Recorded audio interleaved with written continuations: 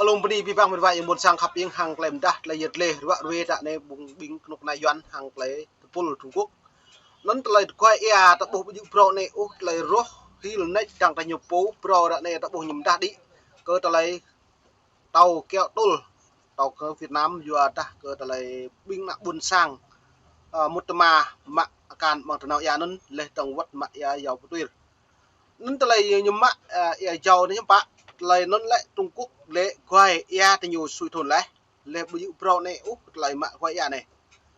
lệ tướng lấy thế nón lại Việt Nam mồi những quan cường lấy hàng lần chặt Trung Quốc vấn đề này còn lấy tôm lùm ta bộ này pi bằng hiếm bạc ta buộc lấy luôn ta rim nhiều bộ thế nạ buồn sang nhố đang tol Trung Quốc tàu nạ buồn sang là như lệ tàu lại như khi lệ úc cái tàu Trung Quốc lệ tương nhiều nèo bởi này bảo an liên quốc như cần tập mất lại nôn như bộ con khai úc lệ Trung Quốc nghe chặt nhiều lệ cơ như giáo tàu nước ngoài đôi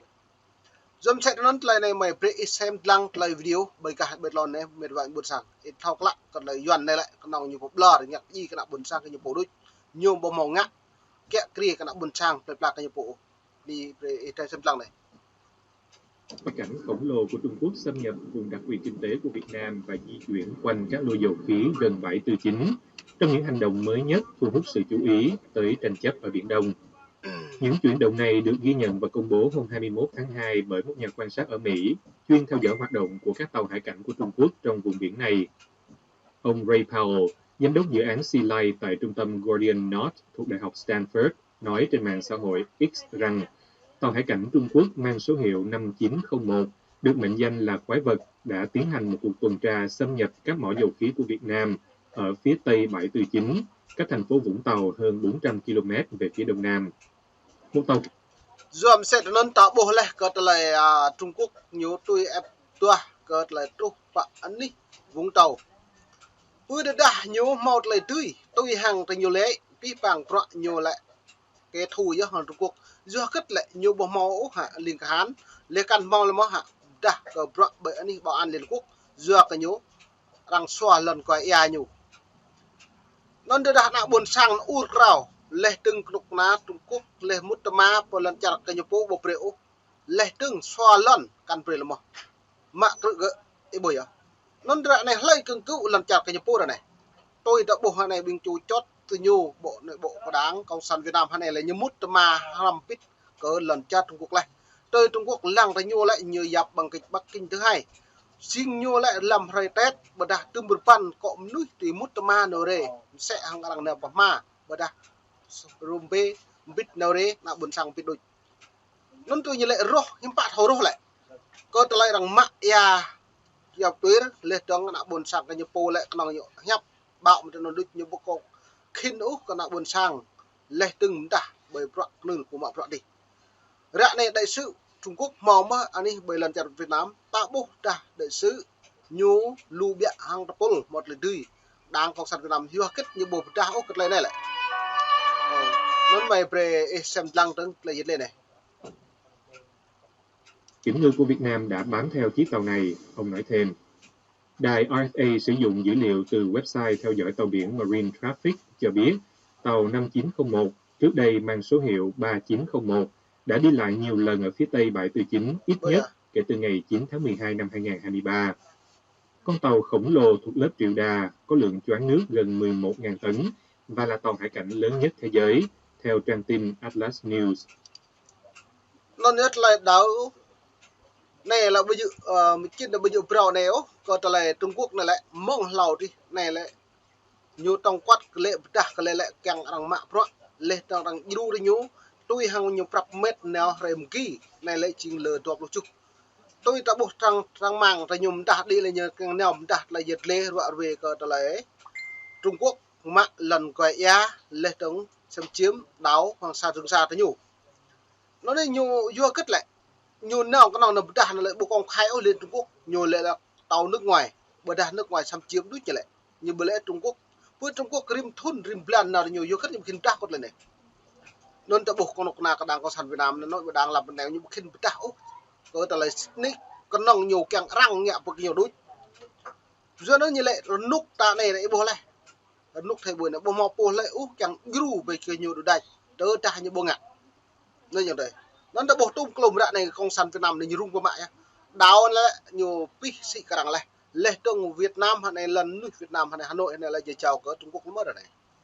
nó đã buộc có xem rằng lung ta lại lệ đàn bình nuôi buồn sang cái giờ bố lệ trong vật có nó cái giờ bố nó là đối với đảng cộng sản Việt Nam người dân Việt Nam này mất lòng tin về đảng lại bố màu tụ rùa bố tùy cứt út lại phiền lần lạ pi kẹp trọ giờ lung taเขาcả một lễ nó buồn sang chỉ để gạt à riêng cái duyên nhà poกันở là mất đảng cộng sản này nên được vậy nên phải xem lăng lấy mở được. Nó được trang bị một pháo lớn 76 ly, 2 pháo 30 ly và 2 súng máy phòng không hạng nặng. Nó có tầm hoạt động trong khoảng giữa 10.000 cho tới 15.000 hải lý, tức 18.500 cho tới 27.700 km,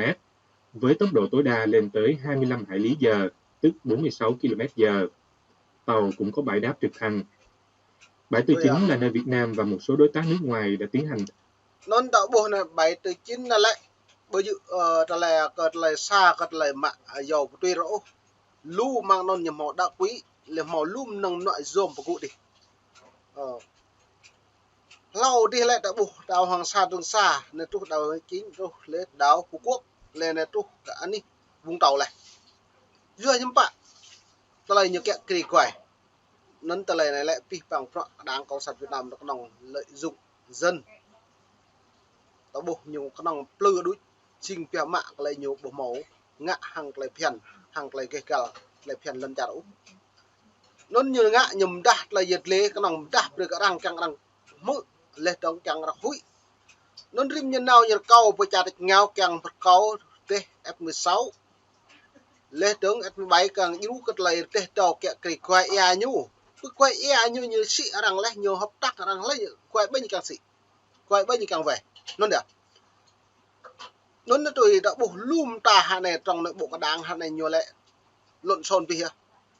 như hà này Nguyễn Phú Trọng bộ một lại tươi cụ hẹp được ô lại bự của bản thà lệ từng trong chỉ bi bởi đó là duyệt nó nhiều đoạn này là một tư nhất ngạ tình mô nhiều lây sĩ nét bằng nét lây sĩ vòng đâu lum ta lần chặt Việt Nam là 2024 đấy đấy tạo bộ đoạn này là những bộ màu dư chắc úc cơ ta lần chặt Việt Nam đáng cái như này